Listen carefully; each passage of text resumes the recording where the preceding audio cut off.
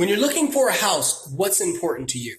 I'm going to show you something that's kind of unique, a newer thing, right? So you have a house that has an apartment attached to it.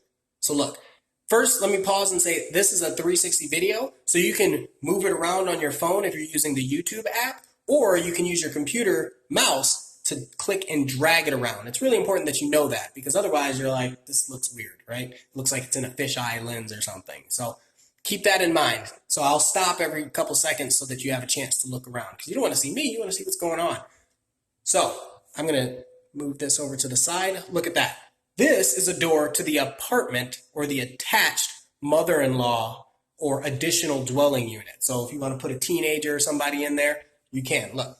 So you walk in, apartment attached to the house with a fridge and a bedroom back here.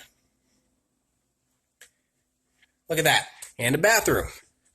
So it's its own place. You don't have to leave this place. But you can close the door and then go out into the main hallway. And over to the right, you got your laundry room, another bedroom, a guest bedroom down here.